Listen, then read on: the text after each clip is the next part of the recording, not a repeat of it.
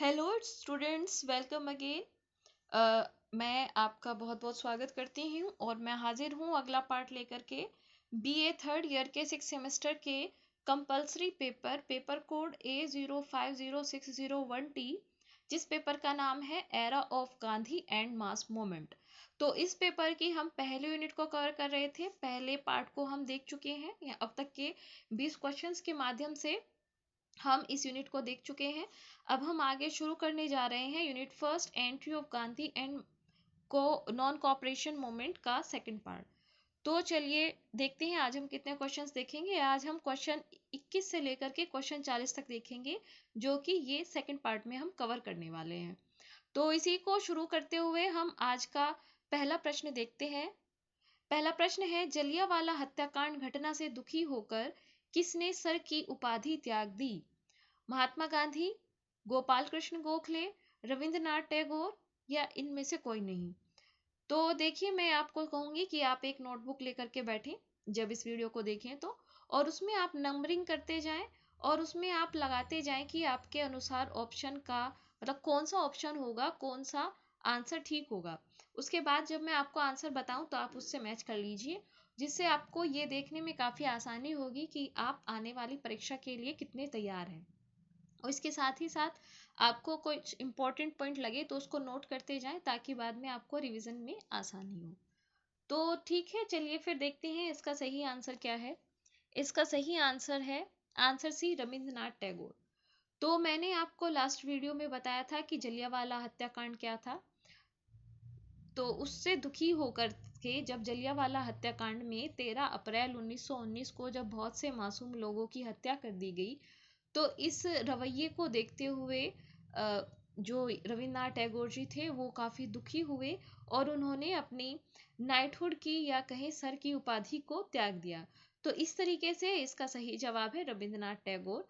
तो यहाँ आप देख पा रहे हैं, Rabindranath Tagore protest against the enormity of government measures in the Punjab, यानी कि पंजाब में जो जलियांवाला हत्याकांड हुआ था उसके विरोध में रविन्द्रनाथ टैगोर ने अपनी नाइटहुड की या सर की उपाधि त्याग दी थी। आई होप आपको समझ में आया होगा। तो चलिए चलते हैं हम अगले प्रश्न की ओर। असहयोग आंदोलन के दौरान राय बहादुर की उपाधि किसने त्याग दी? सेठ जमनालाल बजाज, लाला लाजपत राय, चित्तरंजन दास या इनमें से कोई नहीं। गेस कीजिए इसका सही आंसर। इसका आंसर देख लेते हैं। इसका आंसर है सेठ जमनालाल बजाज। तो सेठ जमनालाल बजाज ने असहयोग आंदोलन के दौरान राय बहादुर की उपाधि को त्याग दिया था। ठीक है, असहयोग आंदोलन आप जानते ही हैं कि असहयोग आंदोलन 1 अगस्त 1920 से शुरू हुआ था और फिर क्या हुआ कि 4 फरवरी 1922 को चौरी चौरा कांड हो गया, जिससे दुखी होकर के गांधी जी को लगा कि जिस आंदोलन को मैं अहिंसात्मक रूप से लेकर चल रहा था वो हिंसात्मक एक आंदोलन में तब्दील हो गया। तो इसीलिए गांधी जी ने फिर 12 फरवरी 1922 को इस आंदोलन को वापस ले लिया। ठीक है, तो आई होप आपको ये सब समझ आया होगा। चलते हैं अगले प्रश्न की ओर, देखते हैं। रोलेट एक्ट के विरोध में विधानमंडल के किन भारतीय निर्वाचित प्रतिनिधियों ने परिषद से इस्तीफा दे दिया? मजहरुल हक, मोहम्मद अली जिन्ना, मदन मोहन मालवीय, ये सभी। तो देखिए, रोलेट एक्ट आया था सन 1919 में। 1919 में रोलेट एक्ट लाने का मतलब ये था कि क्रांतिकारियों को दबाने के लिए या क्रांतिकारी गतिविधियों को दबाने के लिए ब्रिटिश सरकार ने एक एक्ट लाया। उस एक्ट के अनुसार बिना अपील, बिना वकील, बिना दलील, यानी कि किसी भी बिना किसी वारंट के किसी को भी गिरफ्तार किया जा सकता था और उसको जेल में रखा जा सकता था। तो इसका लोगों ने काफ़ी विरोध किया। उन्होंने कहा कि ये तो बहुत ही गलत है, आप ऐसा नहीं कर सकते और ये कानूनों के भी खिलाफ है। तो इसके विरोध में कुछ भारतीय निर्वाचित प्रतिनिधि थे, उन्होंने परिषद से इस्तीफा दे दिया था। ये सभी मजहरुल हक, मोहम्मद अली जिन्ना और मदन मोहन मालवीय। इन तीनों ने रोलेट एक्ट के विरोध में विधानमंडल के भारतीय जो निर्वाचित प्रतिनिधि थे, इन्होंने परिषद से अपना इस्तीफा दे दिया था। ठीक है, तो देखते हैं अगला प्रश्न। चौरी चौरा स्थान किस जिले एवं राज्य में स्थित है? तो ये तो आप देख ही रहे हैं। इसके अलावा जो भी आपको स्थान मिलेंगे उनको आप नोट कर लीजिएगा और याद रखिएगा, एग्जाम में आने के चांसेस इनके हैं। जैसे जो अहमदाबाद था वो तो गुजरात में ही था, चंपारण बिहार में था। तो इसी तरीके से आप हर एक आंदोलन का जो स्थान है उसको भी याद करके रखिएगा, ये आपको एग्जाम में आ सकता है, क्वेश्चंस बन सकता है किसी भी तरीके से। तो देखिए, चौरा चौरी स्थान किस जिले और राज्य में स्थित है? गोरखपुर उत्तर प्रदेश, गोरखपुर गुजरात, बंबई महाराष्ट्र या इनमें से कोई नहीं। तो चलिए इसका प्रश्न देखते हैं और कुछ ऐसा देखते हैं जिससे आपको हमेशा के लिए याद रहे। तो इसका सही जवाब है गोरखपुर उत्तर प्रदेश। तो यहाँ आप एक मैप देख पा रहे हैं, मैप है ये यूपी का।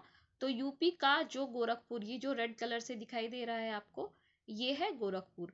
तो यूपी के गोरखपुर में चौरा चौरी नामक स्थान पर 4 फरवरी 1922, कहीं कहीं 5 फरवरी भी दिया हो सकता है, तो 4 फरवरी 1922 या 5 फरवरी 1922 को चौरी चौरा कांड हुआ। चौरी चौरा कांड क्या था? चौरी चौरा कांड में जो भीड़ थी, भीड़ पर पुलिस ने आक्रमण किया, हमला किया, जिससे गुस्से में आकर भीड़ ने चौकी को जला डाला।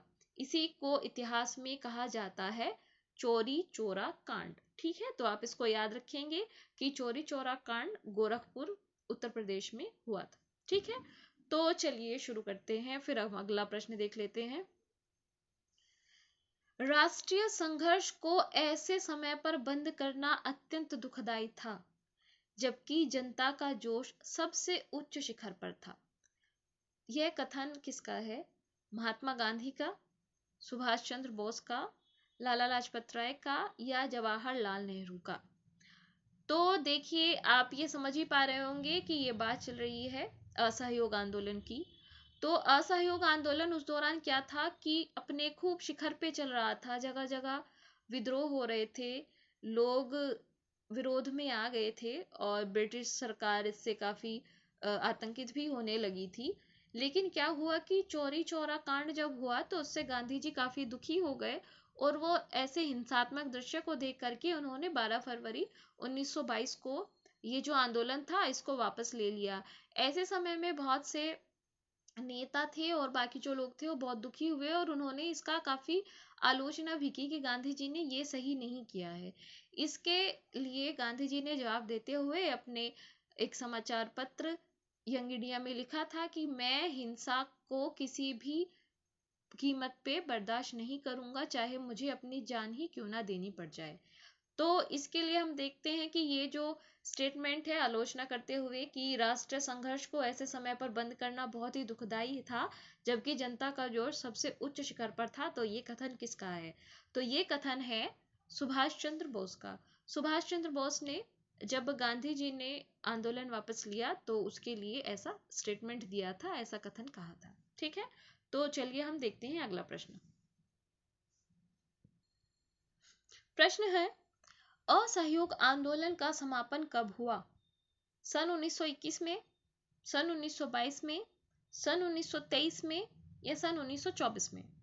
तो आप देखिए इन ऑप्शंस को और अपने कॉमन सेंस से या पीछे जो पढ़ाया गया है उससे अपना आंसर गेस कीजिए। इसका सही जवाब है ऑप्शन बी, सन 1922। तो मैंने आपको बताई है अभी थोड़ी देर पहले कि 12 फरवरी 1922 को गांधी जी ने अपने इस असहयोग आंदोलन को वापस ले लिया था। तो ठीक है, तो इसका सही जवाब हो जाएगा सन 1922। अगला प्रश्न देख लेते हैं। निम्नलिखित में से कौन सा आश्रम गांधीवादी आंदोलन से संबंधित नहीं है? साबरमती, फिनिक्स, सेवाग्राम, ओरोविली। इसका सही आंसर बताइए, गेस कीजिए इसका आंसर। इसका सही आंसर है ऑप्शन डी, ओरोविली। ये ओरोविली गांधीवादी आंदोलन से संबंधित नहीं है। क्यों? क्योंकि ओरोविली तो संबंधित है अरविंदो घोष से। अरविंदो घोष ने ओरोविली की स्थापना करी थी पांडुचेरी में, जो कि तमिलनाडु में है।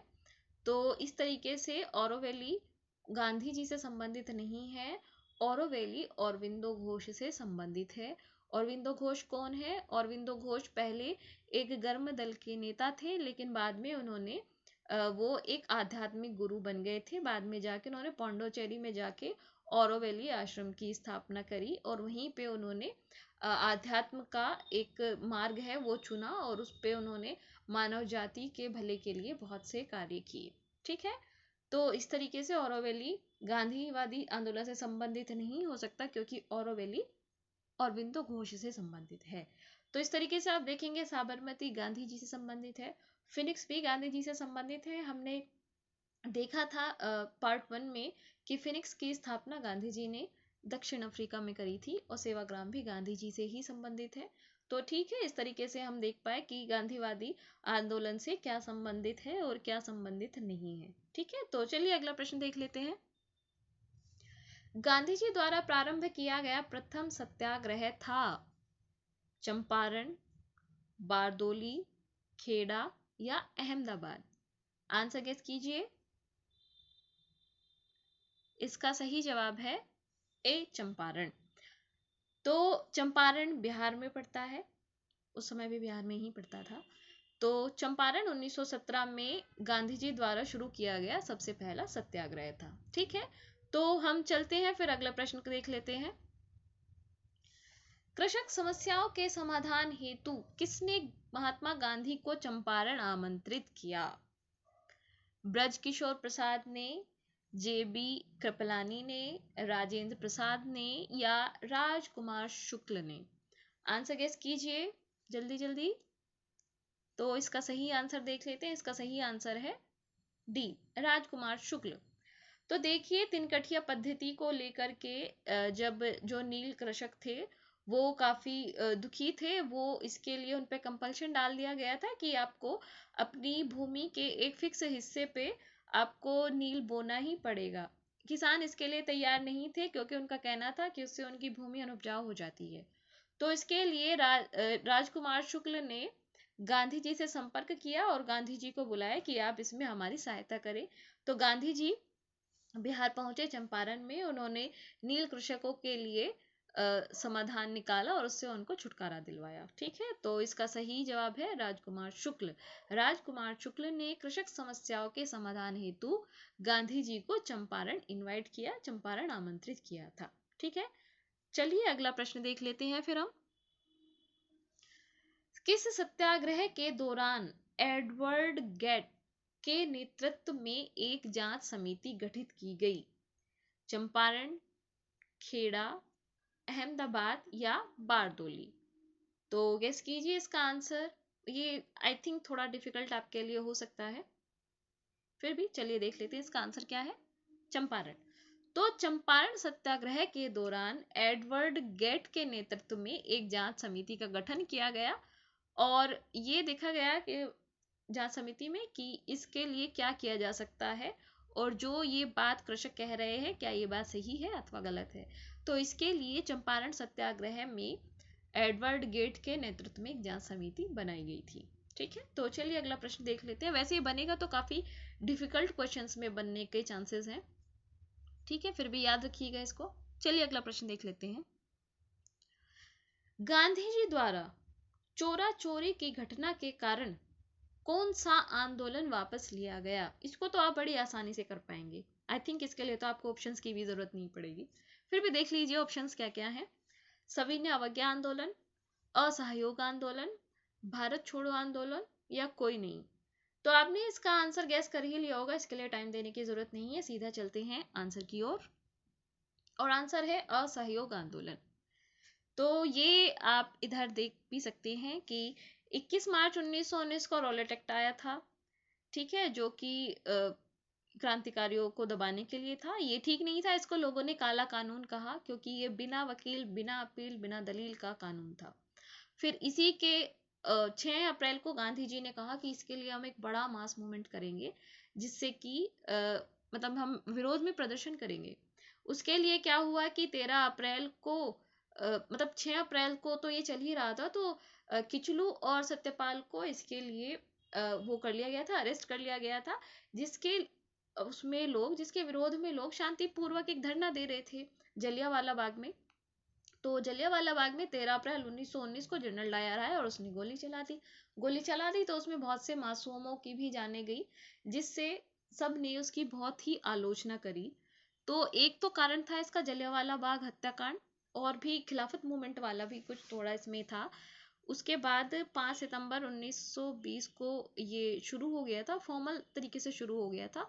और फिर जब 4 फरवरी 1922 को चोरी हो गया तो गांधी जी ने दुखी होकर के 12 फरवरी 1922 को असहयोग आंदोलन को वापस ले लिया था। ठीक है, तो ये हुआ इसका पूरा स्टोरी। अब चलिए आगे अगला प्रश्न देख लेते हैं। गांधी की सत्याग्रह रणनीति में निम्नलिखित में से किसे सबसे अंतिम स्थान प्राप्त है? तो ये कहना चाह रहा है कि गांधी जी का एक तरीका है सत्याग्रह, सत्या के लिए आग्रह, जिसमें वो अपनी बात को सामने वाले के सामने रखते हैं, उसको मनवाने का प्रयास करते हैं। तो उसमें उनके बहुत सारे स्टेप होता है ना, कि स्टेप 1 पे ये कर लिया, स्टेप 2 पे ये कर लिया, जब कुछ काम नहीं आया तो लास्ट में ये ट्रिक काम आएगी या ये काम करना पड़ेगा। तो उसी से ये पूछना चाह रहा है कि बताइए कि गांधी जी का जो सत्याग्रह रणनीति थी उसमें से अंतिम स्थान किसको प्राप्त था? बहिष्कार, धरना, उपवास या हड़ताल? आंसर गेस कीजिए। और इसका सही आंसर है हड़ताल। तो गांधी के जी की जो सत्याग्रह रणनीति थी उसमें गांधी जी हड़ताल को सबसे अंतिम में चाहते थे कि इसका सबसे अंतिम में प्रयोग करना पड़े। ठीक है, अदरवाइज वो बहिष्कार, धरना और उपवास वगैरह, भूख हड़ताल, जैसे आपने देखा कि अहमदाबाद में भी गांधी जी ने भूख हड़ताल के द्वारा ही अपनी बात को मनवाया, या उसके लिए उन्होंने लोगों को काफी राहत प्रदान करवाई। उसके लिए जो प्लेग बोनस था, प्लेग बोनस को लेकर के जो वो मजदूर कह रहे थे कि हमें 50% चाहिए, वो कह रहे थे, मिल मालिक कह रहे थे कि नहीं भाई हम तो आपको 20% ही देंगे। फिर गांधी जी ने जाकर के उसको 35% करवा दिया था। ठीक है, तो इस तरीके से हम देख पा रहे हैं कि ये इसका सही आंसर है ऑप्शन डी, हड़ताल। चलिए अगला प्रश्न देख लेते हैं। कौन सी घटना सबसे पहले हुई? खेड़ा सत्याग्रह, सविनय अवज्ञा आंदोलन, असहयोग आंदोलन या चंपारण सत्याग्रह? इसको भी आप आसानी से कर पाएंगे, तो जल्दी जल्दी से टिक कर लीजिए इसका सही आंसर क्या है। और इसका हम आंसर देख लेते हैं। इसका आंसर है डी, चंपारण सत्याग्रह। तो देखिए, चंपारण सत्याग्रह मैं आपको बता ही रही हूँ कि चंपारण सत्याग्रह हुआ है 1917 में बिहार में। बाकी जो अहमदाबाद और खेड़ा हुआ है वो दोनों हुए 1918 में। उसके बाद असहयोग हुआ है 1920 में। ठीक है, तो ये कालक्रम भी हो गया।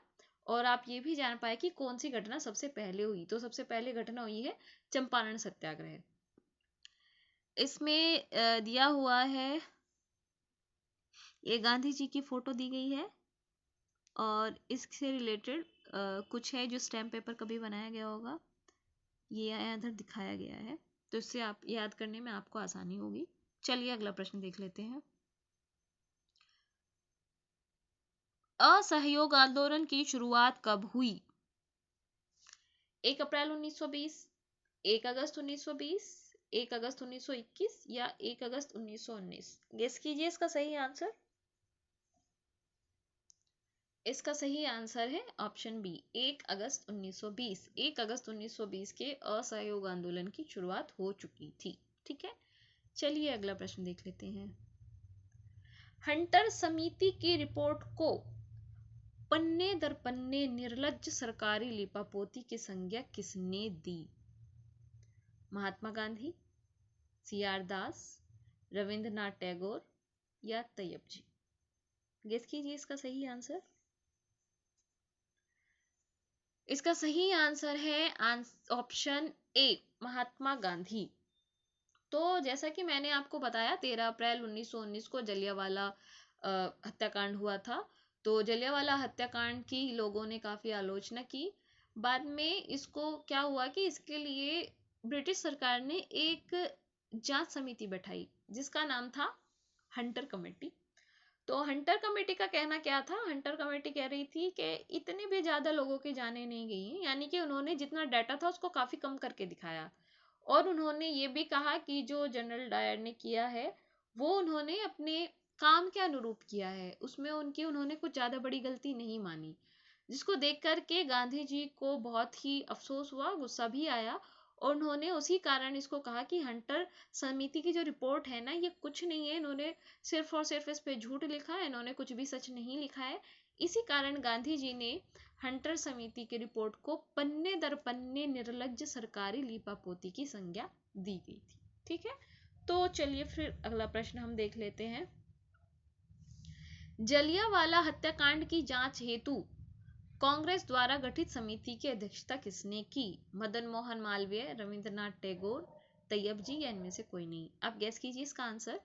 तो तब तक मैं आपको बता दूं कि जो ब्रिटिश सरकार थी उन्होंने तो हंटर कमेटी को गठित किया था, लेकिन ये लोग इससे यानी कि जो कांग्रेस थी वो इससे संतुष्ट नहीं थी, तो उन्होंने अपने कुछ एक लोगों के साथ मिलकर के एक अलग समिति गठित की। तो जिसकी अध्यक्षता किसने की ये हमें बताना है। तो इस समिति में थे मोतीलाल नेहरू थे और भी कुछ एक लोग थे। तो देखते हैं इसका सही आंसर क्या है। ए, मदन मोहन मालवीय। तो जो जलियांवाला हत्याकांड के लिए जांच समिति थी उसकी अध्यक्षता कर रहे थे मदन मोहन मालवीय। ठीक है, तो चलिए फिर हम देख लेते हैं अगला प्रश्न। महात्मा गांधी ने दूसरा सत्याग्रह आंदोलन किस वर्ष प्रारंभ किया? सन 1919, सन 1917, सन 1918 या सन 1970? तो 1970 तो नहीं हो सकता है। इसका सही जवाब है ऑप्शन सी, सन 1918। क्योंकि देखिए पहले सत्याग्रह का उपयोग हो चुका था चंपारण में, वैसे तो उससे पहले साउथ अफ्रीका में भी हुआ ही था, लेकिन दूसरा उन्होंने किया था अहमदाबाद और खेड़ा में। तो इस तरीके से इसका सही जवाब हो जाएगा ऑप्शन सी, 1918। 1918 में गांधी जी ने अपने दूसरा सत्याग्रह आंदोलन को शुरू किया था। तो चलिए अगला प्रश्न की ओर चलते हैं। रॉलेट एक्ट को अन्य किस नाम से जाना जाता है? काला कानून, आतंकवादी एवं क्रांतिकारी अपराध अधिनियम, भारतीय हितैषी, या ए और सी यानी कि काला कानून और भारतीय हितैषी दोनों? तो ये तो आंसर ही अपने आप में विरोधाभास उत्पन्न कर रहा है, क्योंकि भारत हितैषी और काला कानून एक साथ कैसे हो सकता है? तो चलिए फिर भी आप इसका आंसर गेस कीजिए। आई थिंक आपने इसका आंसर गेस कर लिया होगा। हम चलते हैं इसका प्रश्न देख लेते हैं, इस प्रश्न का आंसर देख लेते हैं। ये है डी, ए और सी दोनों। तो इसको काला कानून और भारतीय हितैषी दोनों कहा गया है। आई थिंक इसमें कुछ मिस्टेक है, ये काला कानून के नाम से जाना जाना चाहिए इसको। रॉलेट एक्ट को ए और बी होना चाहिए इसका आंसर, क्योंकि इसको अंग्रेजों ने कहा था आतंकवादी एवं क्रांतिकारी अपराध अधिनियम और भारतीयों ने इसको संज्ञा दी थी काला कानून की। तो इसका ये ऑप्शन ही गलत है, इसका ऑप्शन ए और सी नहीं बल्कि ए और बी होना चाहिए। इस तरीके से इसका आंसर हो जाएगा ए और बी, यानी कि रॉलेट एक्ट को काला कानून और आतंकवाद एवं क्रांतिकारी अपराध अधिनियम के नाम से जाना जाता है। ठीक है, तो इसमें ध्यान रखिएगा। चलिए अगला प्रश्न देख लेते हैं। 1915 में भारत आने से पूर्व गांधी जी एक राजनीतिक नेता के रूप में किस देश में सफल आंदोलन कर चुके थे? ये आप सब लोग बहुत आसानी से बता पाएंगे। ऑप्शन दे रहे हैं क्या? अमेरिका, दक्षिण अफ्रीका, रूस, या इनमें से कोई नहीं? तो इसमें आप आंसर गेस कर चुके होंगे अभी तक। इसका आंसर है दक्षिण अफ्रीका। तो गांधी जी चले गए थे दक्षिण अफ्रीका में और वहां से वो लौटे हैं 1912 में। तो दक्षिण अफ्रीका में भी उन्होंने एक राजनेता के रूप में काफी काम किया था। ठीक है, तो इसका सही जवाब है ऑप्शन बी। चलिए अगला प्रश्न देख लेते हैं।